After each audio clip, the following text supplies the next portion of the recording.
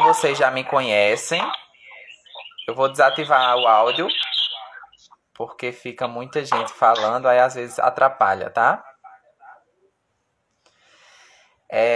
Como eu ia falando, eu sou Lorinaldo, sou enfermeiro, não sei se vocês já me conhecem.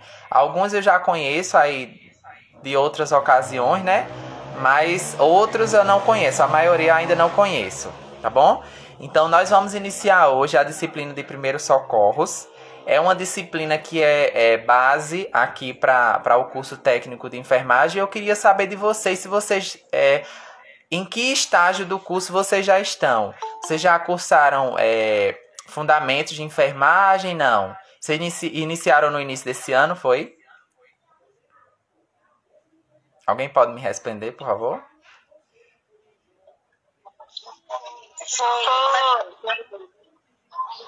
Foi início desse ano que a gente iniciou. Pronto. Vocês já viram anatomia? A gente começou em julho. Já. Pronto, já viram anatomia, já viram... Qual foi a última disciplina que vocês viram? Saúde do adulto. Pronto, saúde do adulto, ótimo. Foi com a professora Vânia, não foi? Foi. Pronto. Então é o seguinte, a disciplina de primeiros socorros, ela é uma disciplina muito importante para o curso, certo? Principalmente porque o curso técnico de enfermagem, geralmente quando você faz o curso técnico de enfermagem, você tem aquele sonho de trabalhar no SAMU, né? Você admira muito o pessoal que trabalha no SAMU, trabalha em primeiros socorros, trabalha em urgência, em emergência.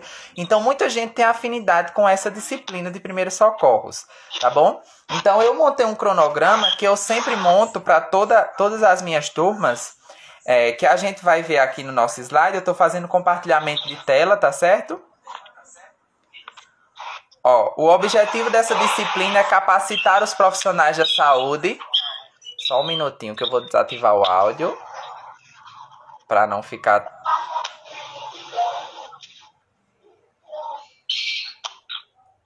Pronto, porque senão fica muita gente falando e a gente não consegue entender.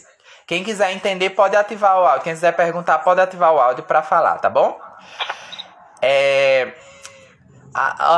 O objetivo dessa disciplina é capacitar os profissionais da saúde sobre as medidas de primeiros socorros, atendimento imediato à urgência e emergência. Então, nós vamos ter aulas práticas e aulas teóricas, tá certo? Geralmente, nessa disciplina, a gente faz uma visita técnica à unidade do SAMU.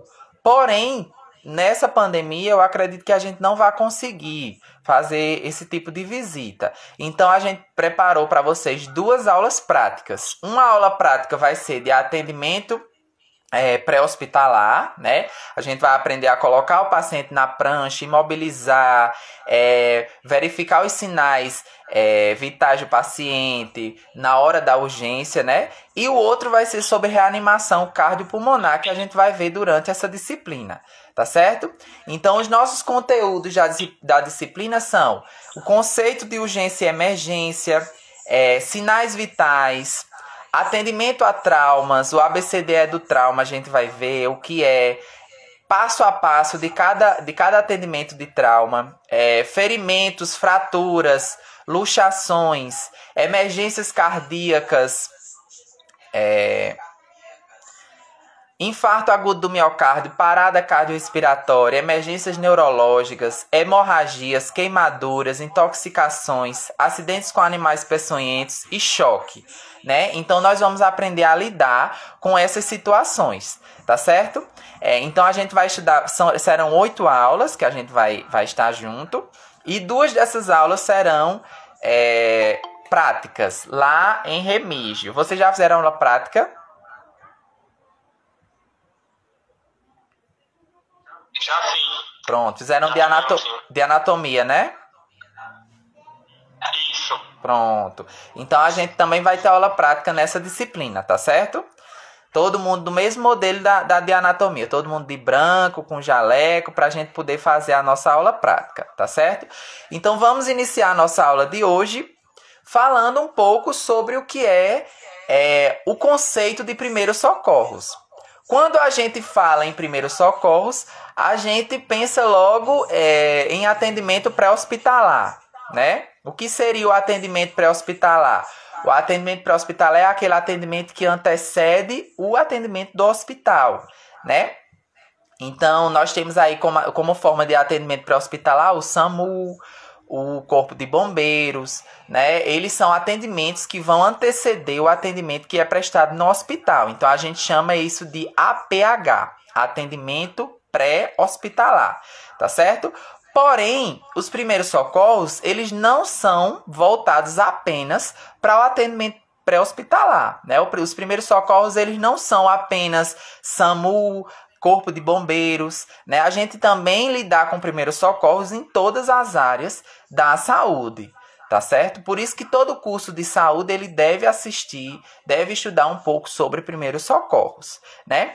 Então aí eu pergunto para vocês, eu gosto muito de interagir, tá certo? Então vão aí perguntando, vão aí falando, tá certo? Eu pergunto para vocês, se vocês se encontram em uma situação que existe a necessidade de prestar primeiros socorros a alguém, o que vocês fariam? Qual seria a primeira atitude que vocês poderiam tomar?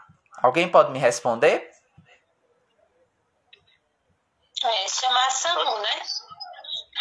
Chamar o SAMU. Quem respondeu foi Sandra, não foi? Foi. Pronto, Sandra eu conheço já, né, Sandra? Sandra a gente já se conhece.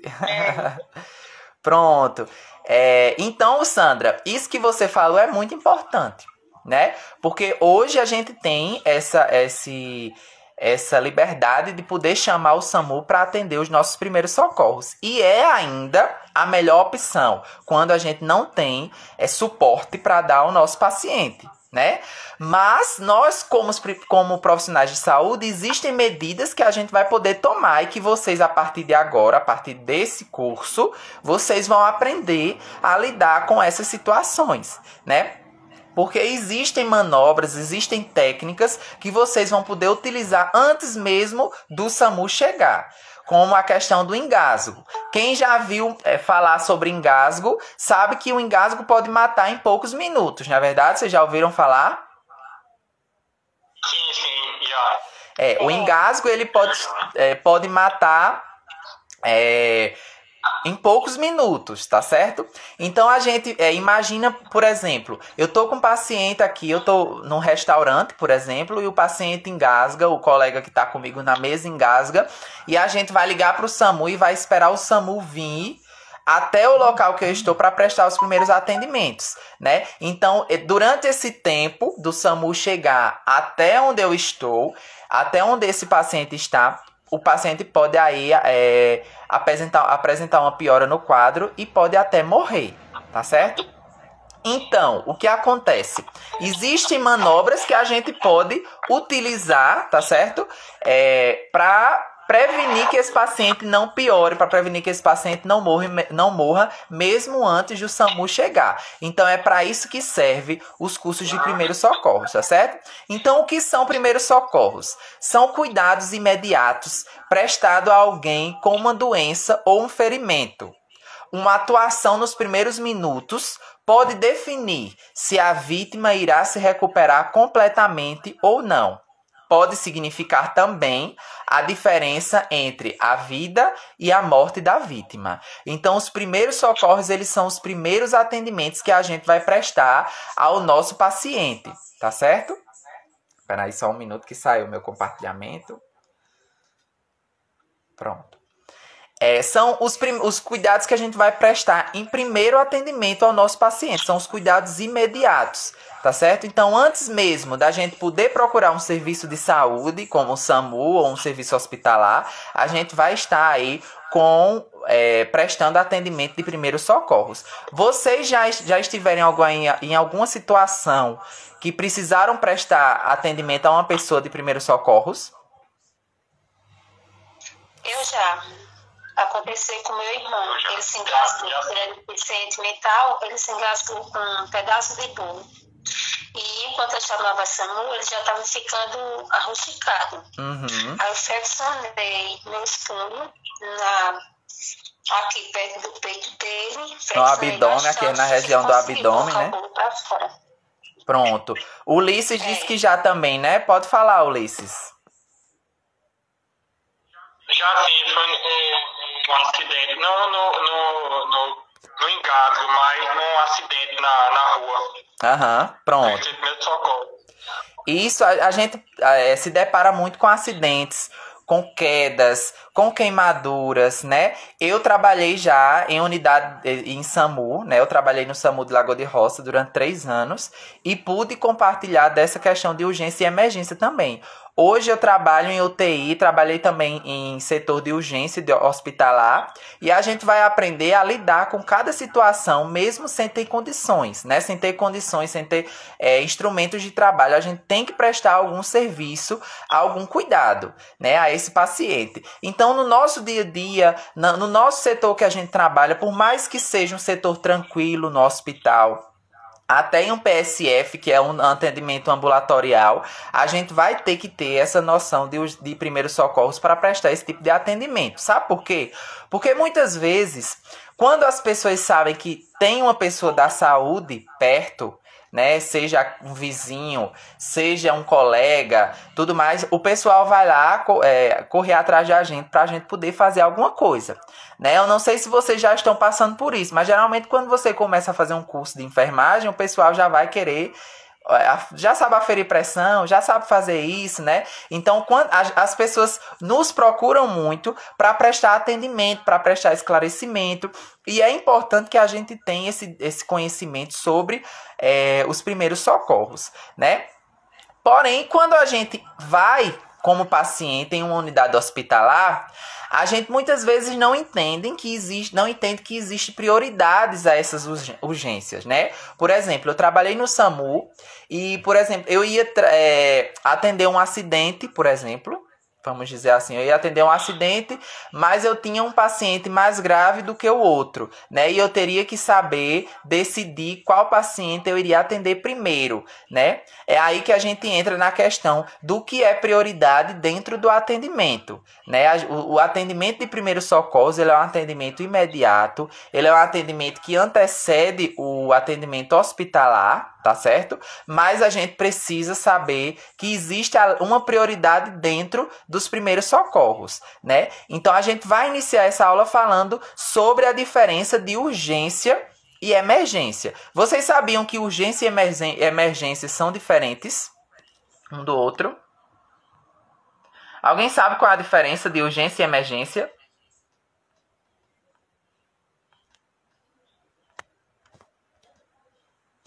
Não, se não souberem, não... Emergência é quando apresenta risco, né, a vida do paciente, né? Isso. De urgência, não. Isso. Basicamente isso, tá certo? Viu? Eu vou passar aqui pra gente ver a definição, tá certo? Então, nós temos 2 tipos de atendimento dentro dos primeiros socorros, né? Nós temos a emergência e a urgência, né? Qual desses atendimentos seria o atendimento prioritário? Seria o atendimento de emergência, né? A emergência são situações que apresentam alteração de estado de saúde com risco iminente de vida do meu paciente, né? Então, eu tenho um paciente que ele está com alguma situação, algum agravo, por exemplo, um acidente, né? Eu tenho 2 pacientes em um acidente. Um dos pacientes ele está correndo risco iminente de vida, ou seja, em poucos minutos ele pode morrer. O outro paciente ele está, sim, com problemas de saúde, porém ele não corre risco iminente de vida. Ele pode vir a morrer, mas ele dá para aguardar um pouquinho mais. Vocês entendem a diferença? Então, na emergência, o paciente ele corre risco iminente de vida. Já na urgência, são situações que apresentam alteração do estado de saúde, porém, sem risco iminente de vida. Não quer dizer que esse paciente que está aí classificado como urgente, ele não seja importante. Claro, ele é importante. Porém, a prioridade no momento é a emergência. Então, a gente precisa saber decidir e definir o que é urgência de emergência, tá certo?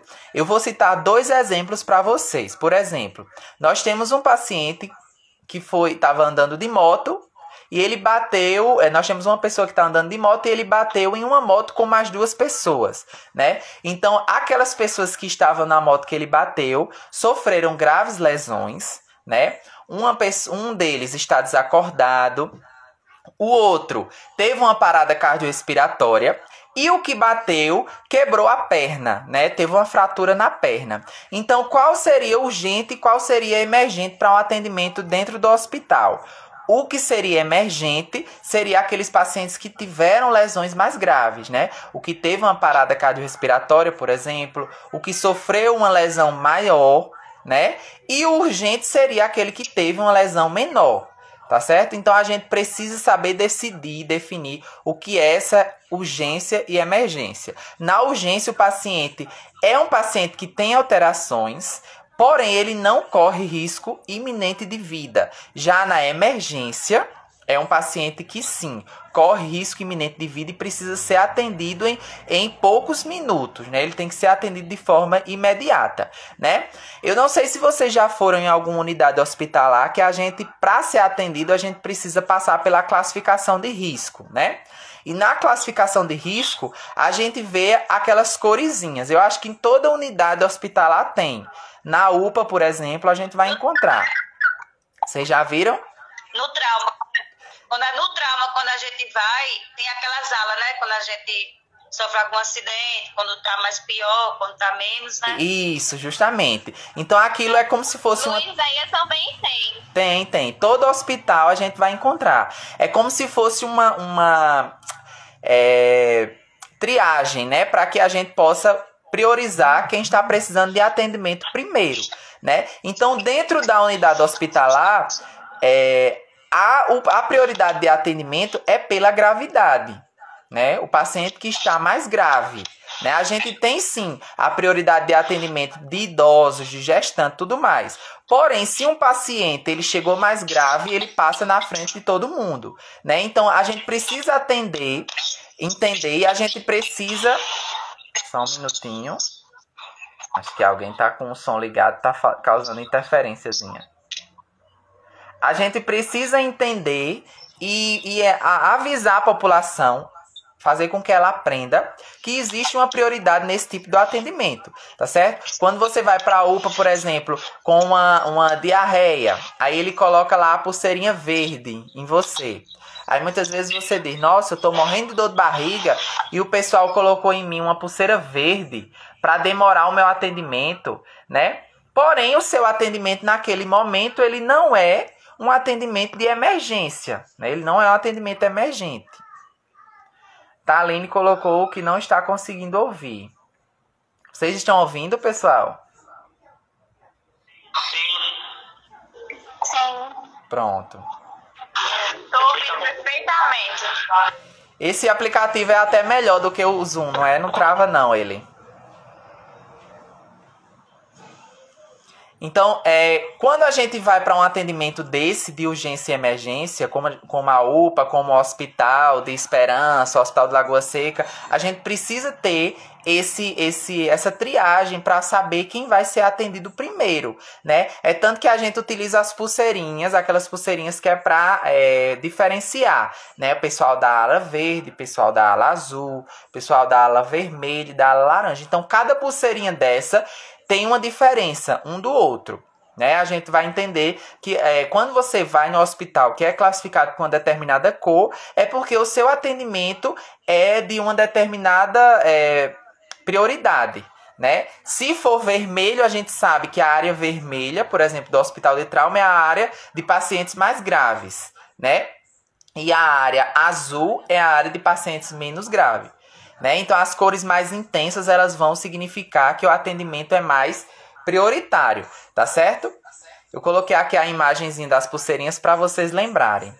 Então, o nome dessa classificação por cores se chama Classificação e Protocolo de Manchester, né? Manchester. Manchester foi aí o cara que criou esse tipo de prioridade, tá certo? Então, quando vocês ouvirem falar em protocolo de Manchester, vocês vão lembrar das coresinhas de prioridade no atendimento do paciente, tá certo? Então, até hospitais particulares já utilizam hoje esse atendimento, né? Eu trabalho em um hospital particular em João Pessoa e lá a gente tem esse atendimento prioritário também, né? Não é só porque você está pagando que você precisa passar na frente de quem está mais grave do que você, né? Então, existe sim um protocolo de atendimento de prioridade nesse tipo de atendimento, tá certo? Então, vamos começar cor por cor. O que significa, né?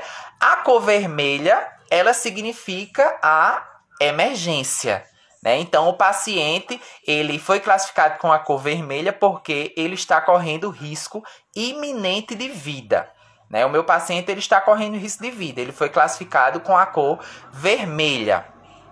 O tempo de espera desse paciente não deve existir tempo de espera. Ele deve ser atendido de forma imediata. Então, o paciente chegou na minha unidade de saúde com alterações dos sinais vitais, correndo risco iminente de vida, ele vai ser classificado com a cor vermelha, tá certo? Porque ele corre risco iminente de vida. Sendo classificado com a cor vermelha, ele não vai esperar por atendimento. Ele tem que ser atendido de forma imediata. Tá certo? Então, lá no trauma de João Pessoa, de Campina, por exemplo, eu falo muito em João Pessoa porque eu trabalho lá, tá certo? Mas no trauma aqui de Campina, a gente observa que quando o paciente chega e é classificado com a cor vermelha, ele nem espera, ele vai direto para a sala vermelha. Vocês já viram? Alguém já viu? Não? Mas quando vocês estiverem trabalhando, vocês vão ver, né? Se o paciente for classificado com a cor vermelha, ele não espera por atendimento. Ele entra direto para a sala de estabilização. Qual tipo de paciente é classificado? Pode falar. Eu já tive uma experiência dessa. Já teve uma experiência, né? Pronto.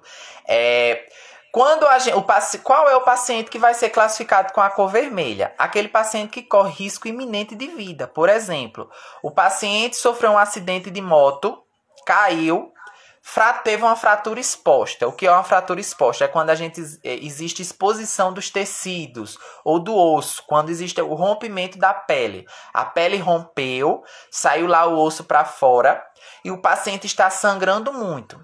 A gente vai ver ainda, mas todo mundo tem conhecimento de que uma hemorragia grave, ela pode levar à morte, né? Todo mundo sabe. Então, esse paciente que está com a perna fraturada, sangrando muito, ele corre risco iminente de vida. Então, ele é classificado com a cor vermelha, tá certo? O paciente que está com rebaixamento de nível de consciência, por exemplo, o paciente ele está inconsciente, não está respondendo, não está conseguindo respirar, ele vai ser classificado com a cor vermelha, porque existe risco iminente de vida desse paciente. Tá certo? Deu para entender? Já a cor laranja, o paciente que é classificado com essa cor laranja, significa muito urgente, né? Então, não é emergente, mas ele também é uma prioridade muito urgente. O paciente necessita de atendimento o mais rápido possível, tá certo? Então, o tempo de espera estimado desse paciente é de 10 minutos. O paciente da cor laranja, tá certo? O paciente da cor amarela, ele vai ser um paciente que precisa de uma avaliação urgente, né? Então, a gente tem vermelho emergente, laranja muito urgente, amarelo urgente. Então, o paciente ele pode esperar até 60 minutos. Qual paciente, um exemplo, professor, desse paciente que está classificado aí em amarelo? Uma dor intensa. Paciente que tem uma dor intensa, né? A dor, ela incomoda bastante. Você vai para a UPA com dor, você quer ser atendido logo. Porém, você não é emergente. A dor que você está sentindo não está lhe proporcionando risco iminente de vida. Está incomodando. Então, você é classificado com a cor amarela, tá certo? A cor verde é a cor de pouco urgente. O paciente foi classificado com a cor verde, é um paciente que não é grave, não é um caso grave, tá certo? Exige atendimento médico, mas pode ser assistido no consultório ambulatoriamente. Então, o paciente ele pode ir até o consultório, ele vai ser medicado, mas ele não é uma urgência, tá certo? Ele vai esperar aí até 120 minutos. Esse tempo se dá para que exista aí uma sistematização mais clara, né? Para que o paciente saiba que vai aguardar. Pode ser que esse tempo seja menor, né? Não é porque o paciente está lá aguardando que ele vai ver piamente esses minutos. Não. Esse paciente ele vai ter uma espera maior porque o caso dele não é tão grave. E a cor azul é um paciente que não é urgente, né? É um caso de menor complexidade e sem problemas recentes. Esse paciente deve ser acompanhado no ambulatório, no consultório médico ambulatorialmente, né? Então é um paciente que não tem problemas agudos, que não tem problemas graves, que existe problema, mas que dá para ele aguardar. Então o tempo de espera dele é de 240 minutos, tá certo? Todo mundo entendeu? Alguém tem alguma dúvida? Sim. Então, se eu citar um exemplo para vocês, vocês vão saber me responder. Quem define esse tempo? Oi? Quem define esse tempo? Esse tempo já é definido pelo protocolo de Manchester. Então, todo hospital que usa esse protocolo já tem esse tempo destinado. Entendeu? Então, os pacientes de azul vão esperar 240 minutos. Mas é aquela coisa. Se não tem muita gente para ser atendido, claro que esse tempo vai ser menor, né? Se tem muito paciente para ser atendido, esse tempo pode esperar um pouco mais, né? É como se fosse apenas um norte, para que o povo saiba que foi classificado verde e vai ter que esperar um pouco, entendeu? Não é que a gente deve Quem seguir. define é o pessoal da recepção, É um enfermeiro. Recepção. Existe um enfermeiro da classificação, tá certo? Fica um enfermeiro na classificação de risco. O primeiro atendimento do paciente vai ser com esse enfermeiro e ele vai ver as queixas do paciente. É a triagem, isso. E nessa triagem vai ser dado essa cor para a classificação desse paciente, para ele aguardar. É um enfermeiro que classifica, tá certo? Ok, obrigado. De nada, pode perguntar aí. Nós temos várias pessoas assistindo aqui no Instagram. Então nós vamos ver a avaliação dos sinais vitais. Vocês já estudaram, já sabem o que é sinal vital? Alguém sabe aí o que são sinais vitais? Alguém tem noção do que são sinais vitais? É os locais de pulsação, que a pessoa olha, tipo o pescoço, o pulso. Pronto. Se tem sinal vital. Isso. Batimentos cardíacos, no caso. O batimento cardíaco, A saturação. ele é um tipo de sinal vital, tá certo? A saturação também é um tipo de sinal vital. Então, nós temos 5 tipos de sinais vitais, né? Mas eu vou perguntar a vocês o que são sinais vitais, né? A gente tem aqui uma definição bem legal. Sinais vitais são medidas que fornecem dados fisiológicos, indicando as condições de saúde da pessoa. Os sinais vitais incluem a verificação da temperatura, pulso, respiração e pressão arterial. Tem como objetivo auxiliar na coleta de dados e avaliação das condições de saúde da pessoa, bem como instrumentalizar na tomada de decisão sobre intervenções específicas. Então a gente vai voltar para aquela pergunta que eu fiz no início da aula. Se uma pessoa passa mal na sua frente, qual é a primeira coisa que você vai fazer? Sandra me respondeu que era ligar para o SAMU, né? Mas aí o paciente desmaiou. O paciente tá lá, eu tô conversando com o paciente de repente caiu, desmaiou. Qual a primeira coisa que eu tenho que observar nesse paciente? Avaliação da cena, a pulsação, checar o pulso. Isso. A gente deve observar a primeira coisa, se ele tem vida, né? A gente tem que ver se ele tem vida, porque quando você for ligar para o... Oi? Sinais vitais, né? Isso. Por exemplo, se o paciente caiu na minha frente, eu tô aqui conversando com uma pessoa, de repente passou mal e caiu. Eu vou ter que ligar para o SAMU, certo? Mas para eu ligar para o SAMU, eu tenho que dar informações. Porque quem já ligou para o SAMU sabe que o médico vai pedir informações, né? Vocês já ligaram aí pro SAMU, o médico pede informações do paciente, né? O médico fala lá, pergunta como é que ele tá? Ele tá acordado? Ele tá dormindo? Né? Ele vai perguntando aí o que... Licença, professor. Pode falar. Acho que tem alguém com o telefone ligado, tá dando interferência. Tá dando interferência, né? Vamos ver aqui. Pronto, melhorou. Então eu vou ligar aqui para o SAMU, mas eu preciso saber informações do meu paciente, né? Por exemplo, o médico vai perguntar, esse paciente ele tá como? Ele tá acordado? Então eu vou saber dizer. Então a primeira coisa que eu devo saber é se esse paciente tá vivo, né? O paciente desmaiou. Ele tá vivo, como é que ele tá? Ele tá respirando? Ele tá com pulso? Né? Ele tem batimentos cardíacos, né? Então, os sinais vitais, eles são dados fisiológicos que a gente vai ter sobre esse paciente através de aparelhos, né? A gente tem aí como exemplo de sinais vitais a temperatura, o pulso, a respiração, a pressão arterial e o quinto sinal vital, que é a dor, né? A dor também é um sinal vital. A gente vai ver no decorrer da nossa aula, tá certo?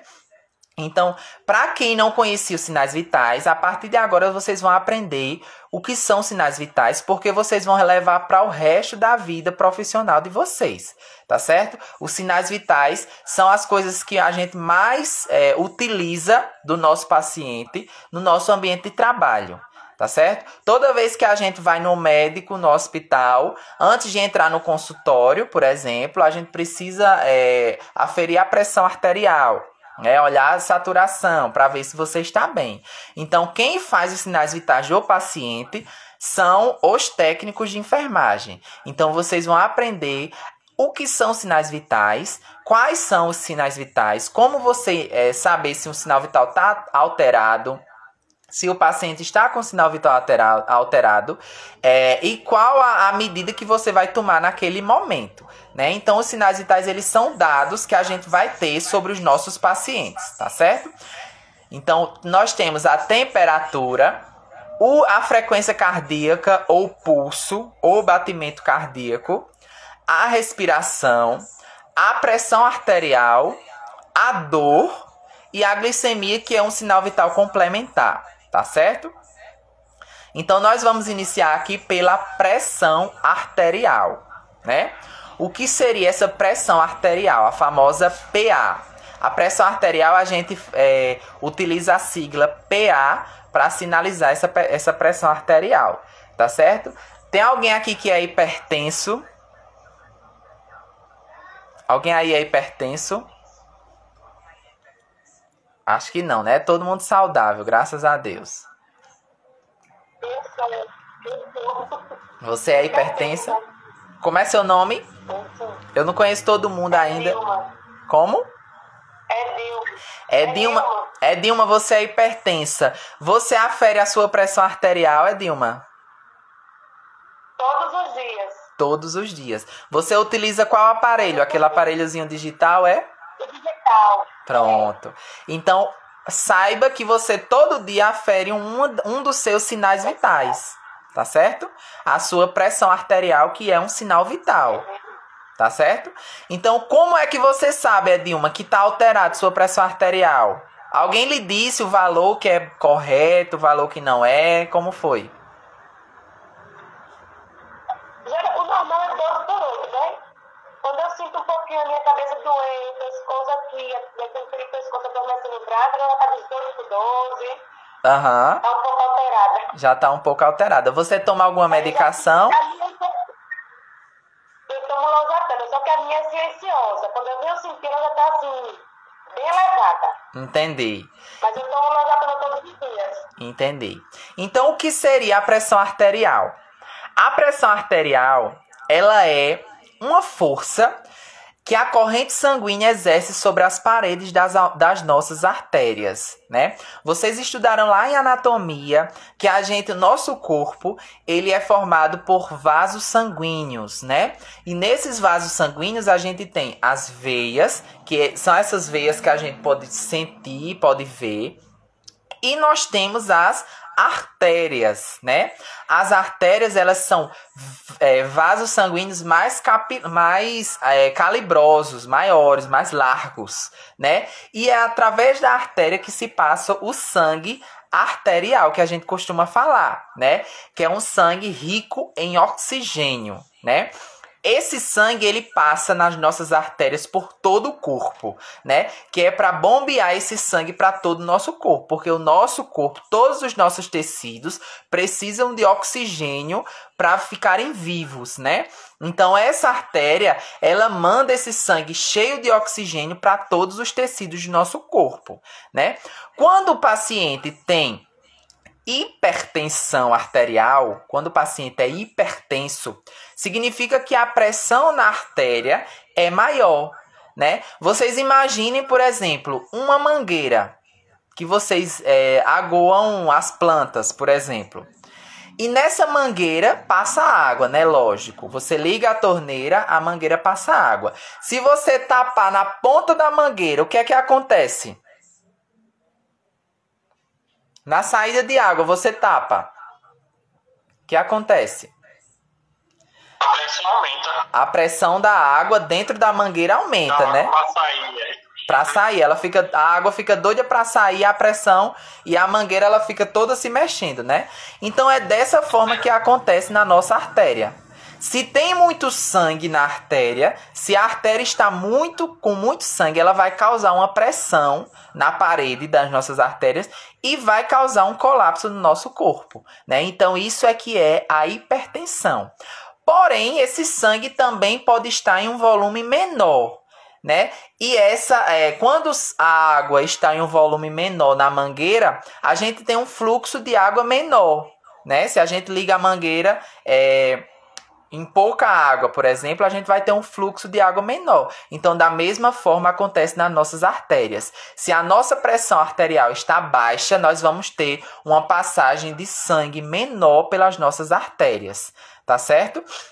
Então, nós temos nas nossas artérias, nós temos a passagem de sangue arterial, que é aquele sangue rico em oxigênio, e ela precisa estar em uma pressão normal, né? Esse sangue ele deve estar passando ali em uma pressão normal, para não causar uma hipertensão na parede da artéria, nem causar uma hipotensão. Vamos sempre lembrar que hiper é de muito e hipo é de pouco. Tá certo? Então, se eu tenho hipertensão, eu tenho uma tensão alta. Se eu tenho hipotensão, eu tenho uma tensão baixa, né?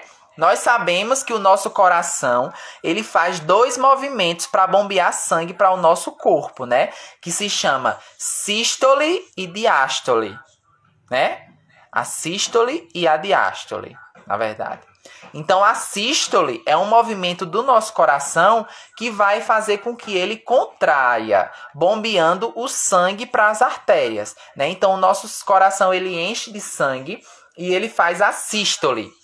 Quando ele faz a sístole, ele lança o sangue para as artérias. Depois que ele lança o sangue para a artéria, ele faz a diástole. Ele relaxa, né? E o coração entra, e o sangue entra novamente para o coração. E é assim que ele consegue bombear o sangue para todo o nosso corpo, né? Nosso coração encheu de sangue, foi a diástole. O nosso coração contraiu para enviar o sangue, foi a sístole. E esse movimento ele é feito várias vezes ao dia, de forma involuntária. Ou seja, a gente não manda o coração fazer isso. O coração ele vai fazendo para que a gente possa sobreviver. Tá certo? Então, nós temos 2 movimentos do nosso coração. A sístole e a diástole. A sístole é quando o coração contrai e envia o sangue para o nosso corpo. E a diástole é quando ele relaxa e enche de sangue. Tá certo? Então, a pressão arterial, ela é um sinal vital que vai identificar alguns problemas do nosso paciente, né? Seja eles problemas com a própria pressão arterial, ou seja eles algum outro problema, como uma hemorragia, ela vai causar uma hipotensão, né? O paciente está com hemorragia, ele vai ter uma hipotensão, a hipo vem de menos, né? A quantidade de sangue, ela vai diminuir no nosso coração. Tá certo? Nas nossas artérias. Porque esse sangue está indo embora. Ele está saindo por algum orifício. Seja por um corte, seja pela boca, através de vômito, né? Então, se eu estou tendo uma hemorragia, a quantidade de sangue ela vai diminuir. Tá certo? Então, a pressão arterial ela é justamente essa força que a corrente sanguínea exerce sobre a parede das artérias, né? Então, como eu mostrei aqui a vocês, ó, nós temos a pressão alta, que é a hipertensão. Nós temos a hipotensão, que é uma pressão baixa.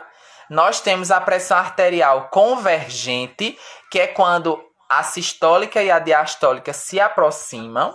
E nós temos a pressão arterial divergente, que é quando a sistólica e a diastólica se afastam, né? Então, Dilma falou aí, mas eu vou perguntar a vocês. Qual é o valor da pressão arterial normal? Vocês lembram? 12/8. 12/8. 12/8, né? É a média da pressão arterial normal. Isso aí todo mundo sabe, né? Porém, a gente deve considerar algumas informações do nosso paciente, né? Nós temos aí, eu coloquei algumas terminologias e os valores que a gente vai observar desse paciente. Vocês vão aprender a aferir pressão arterial na disciplina de fundamentos de enfermagem, tá certo? Na disciplina de fundamentos, é uma disciplina que vocês vão aprender a fazer a aferição mesmo da pressão arterial de forma manual, que é uma forma mais confiável, né? A gente vai observar e auscultar esses dois movimentos do coração na nossa artéria, né? Que é a sístole e a diástole. Então, a pressão arterial ela é medida dessa forma. A gente vai pressionar o braço do paciente, né? Fazendo com que pare de passar sangue nessa artéria que a gente vai auscultar.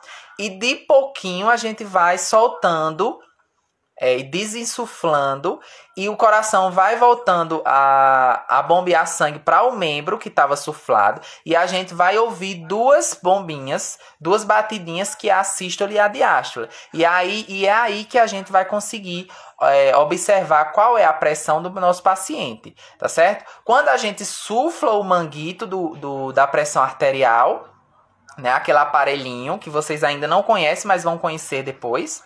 Quando a gente sufla, a gente vai prender o sangue, tá certo? Quando a gente solta, que para de apertar, o sangue ele vai voltar de pouquinho a passar pela minha artéria, e eu vou escutar as duas batidinhas, né? Por isso que eu preciso escutar a sístole e a diástole. E é aí que a gente vai observar no reloginho onde foi a batida, né? Se a batida foi no 100/6, a pressão do paciente está 10/6, né? Se a batida foi no 120 e no 80, a pressão está 12/8, né?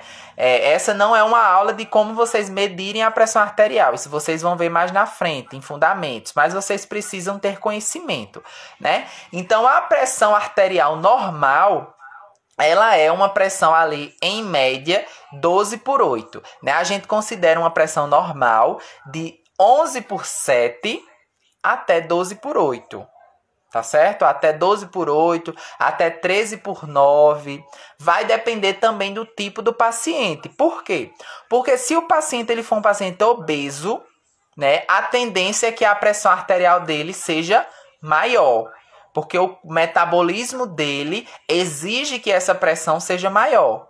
Se o paciente ele for um paciente magrinho, como eu, a tendência vai ser a pressão arterial ser menor, né? Alguém aí deve ter uma hipotensão, né? Algum de vocês aí devem ter, a minha pressão sempre é baixa, né? Sempre tem uma pessoa que diz, minha pressão sempre é 10/9, por 6.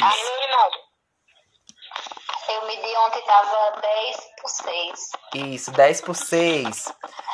11/7, né? Não quer dizer... Diga, Juliana. Minha pressão sempre 11/9, 11/10, é assim.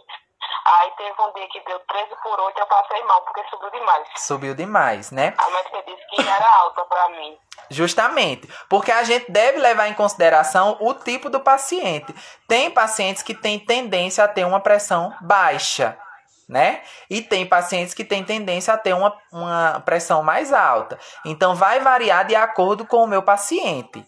Porém, a gente tem que ter bom senso de saber que uma pressão está muito baixa e uma pressão está muito alta, né? Então, nós temos os valores aí que a gente leva em consideração por média, né? Em relação à média. O que seria uma hipotensão quando a pressão arterial está baixa?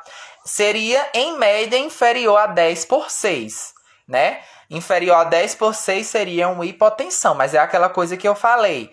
O paciente ele tem tendência a ter a pressão 10/6, então ele não está hipotenso. Está na tendência dele, na média dele, tá certo? Mas em média, na média das pessoas, a maioria das pessoas, a hipotensão seria abaixo de 10/6, né?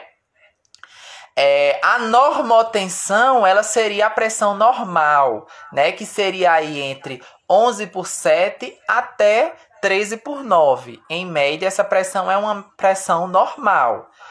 Hipertensão limite, ela seria mais ou menos 14/9, ou 140/90, né? Hipertensão moderada seria 160/100. Então, o meu paciente ele está com a pressão arterial de 16/10, né? 160/100. Ele tem uma hipertensão moderada, tá certo? Uma hipertensão grave, o paciente está com uma hipertensão grave, um pico hipertensivo grave, seria uma pressão arterial superior a 180/111, por 110. Né? Ou seja, uma pressão 18/11 seria uma pressão muito alta, né? Ninguém tem uma pressão normal assim de 18/11, né? Então a hipertensão ela é medida de forma manual. A gente vai medir, a gente vai avaliar esse tipo de pressão arterial do meu paciente. Existem situações que a gente vai precisar socorrer o paciente com a pressão arterial muito alta ou com a pressão arterial muito baixa, e a gente deve ter um discernimento e saber aferir essa pressão para que a gente não dê o resultado errado, né? Quem afere a pressão arterial é a enfermagem, tá certo? Quem afere a pressão arterial é a enfermagem. Eu estou aqui aferindo a pressão arterial, eu tenho que ter responsabilidade do meu paciente, né? Eu não posso inventar um valor de pressão arterial, né, Juliana?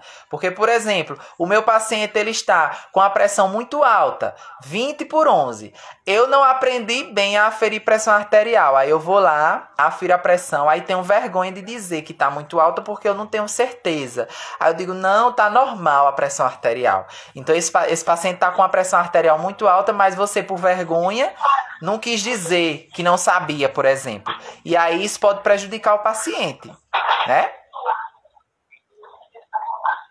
Então, a gente tem que ter responsabilidade daquilo que a gente vai fazer, né?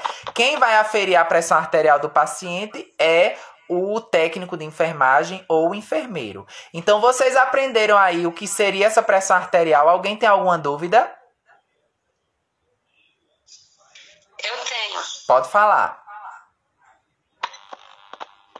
Uma pessoa idosa hipertensa, ela com a pressão abaixo de 9, é um risco? É um risco para ela. Ela pode aí estar passando por algum problema que está deixando essa pressão arterial baixa, né? Seja uma infecção. A infecção, quando o paciente tem infecção, ele tem uma tendência a ter uma hipotensão, a pressão ficar um pouco baixa, né? Pode ser que esse paciente esteja desidratado, com pouco volume de sangue, né? O paciente está desidratado, ele está fazendo hipovolemia, ou seja, está com pouco volume, não está se alimentando. Então essa pressão arterial ela baixa, né? E se a pressão arterial baixar muito, o paciente ele pode ter um choque, né? Um choque hipovolêmico. E esse choque pode resultar a vida desse paciente, tá certo? Então, no SAMU, a gente atende muitos pacientes com pico de hipertensão e também muitos pacientes com hipotensão. Quais seriam os sintomas da hipertensão e da hipotensão, né? Os sintomas da hipertensão, eles vão de dor de cabeça, quando o paciente está com a pressão muito alta. Dor de cabeça, que é a cefaleia, que a gente chama, né? Cefaleia significa dor de cabeça, tá certo? É um termo técnico. Então, o paciente ele vai apresentar cefaleia, vai apresentar náusea, quando ele está com a hipertensão, ele vai apresentar tontura, né? E essa hipertensão, ela pode causar outros problemas, como infarto agudo do miocárdio, ele pode vir de uma hipertensão. Um AVC, um AVE, né, um acidente vascular encefálico, ele pode vir de uma hipertensão. Por quê? Porque o sangue ele está em grande volume ali tentando sair do corpo, né, fazendo muita pressão. Então ele pode extravasar algum vaso. Né? Então, se ele extravasa algum vaso no cérebro, ele vai causar uma hemorragia, um AVC, um AVE hemorrágico, um acidente vascular encefálico hemorrágico, através de um rompimento de um vaso. Tudo isso devido a uma hipertensão não tratada. Então, se você é diagnosticado com hipertensão, você deve tratar essa hipertensão, procurar um cardiologista para tomar medicação, praticar exercício físico, ter uma alimentação saudável, tá certo? Já o paciente que tem hipotensão, tem a pressão arterial muito baixa, ele vai sentir o quê? Sonolência, né? Tontura. O paciente vai ficar tonto, o paciente vai ficar sonolento, o paciente vai ficar com náusea, nauseado, pode apresentar vômito, né? E se essa pressão arterial for baixando e chegar em um nível muito baixo, esse paciente pode ter um rebaixamento de nível de consciência e pode chegar a um choque, né? A um choque hipovolêmico. E esse choque pode resultar a vida desse paciente. Então, é interessante que se trate a hipertensão, mas é interessante que se observe se o paciente também está com hipotensão. Tá certo? Alguém tem alguma dúvida? Professor, a minha pressão já chegou a 8/6. Você pratica algum exercício físico? Acabou. Não. Pronto, é interessante praticar. O exercício físico ele vai ajudar a melhorar aí a controlar os níveis de pressão arterial do paciente. Tanto o paciente que está com hipotensão, quanto o paciente que tem hipertensão. Ele vai melhorar aí através do exercício físico, claro que acompanhado de forma moderada, né? Então a gente não tem remédio para hipotensão. Por exemplo, o paciente é muito hipotenso. A pressão arterial dele é baixa. Não existe um remédio que ele vá tomar todos os dias para controlar essa pressão, né? Existe no hospital, né, um soro fisiológico na veia, ele vai ajudar a aumentar a pressão. A ingestão de líquido, ele vai ajudar a pressão. Existem drogas vasoativas para quando o paciente tem uma hipotensão muito grave, né? Mas a hipotensão ela é tratada dessa forma. Caminhar também ajuda. Dani perguntou aqui no Instagram. Caminhar ajuda a controlar os níveis de pressão, tanto a pressão alta como a pressão baixa. Tá certo? Já na hipertensão, a gente tem medicações de uso diário que a gente pode ajudar a controlar, tá certo? Eu tô aqui trabalhando, todos os dias eu tomo a minha medicação, seja losartana, captopril, que é para controlar esse nível de pressão arterial, tá certo? Alguém tem mais alguma dúvida sobre a pressão arterial? Eu tenho uma pergunta. Pode falar. Pessoal, ajuda. No caso assim da hipertensão, quem tem a hipertensão muito elevada, pode paralisar alguns órgãos da pessoa, por exemplo, os rins? A insuficiência renal, ela tem como um fator de risco a hipertensão, né? Não necessariamente pode paralisar os rins, né? Mas ele pode levar a complicações renais, sim. Né? É uma coisa de muito tempo, né? Não é de hoje para amanhã. Por exemplo, hoje eu descobri que estou hipertenso, amanhã eu já vou paralisar o rim. Não, mas se você não tratar, se você não tiver uma vida saudável, se você não se alimentar bem, você pode evoluir para uma insuficiência renal, sim, é um fator de risco, tá certo? Mas não é uma coisa que vai acontecer de um dia para a noite, entendeu, Luzia? Entendi, sim. Obrigada. Disponha sempre. No caso também, da hipotensão também é a mesma coisa, né? Porém, a hipotensão ela é menos, tá certo? É mais quando o paciente tem hipertensão, ele tem outros fatores outras doenças que podem, que essa hipertensão pode ajudar a complicar, tá certo? O paciente que tem hipotensão, ele tem menos problemas do que o paciente que tem hipertensão. Mas os dois são graves também, são problemas que devem ser acompanhados, tá certo? Tá certo, obrigada. Tudo bem. Sandra perguntou se na hipotensão o sal ajuda. Eita, isso é um grande mito, né, Sandra? Quando o paciente tá ali com hipotensão, ele vai lá, aí o pessoal diz, coloca uma pitadinha de sal debaixo da língua. Quem já ouviu falar nisso?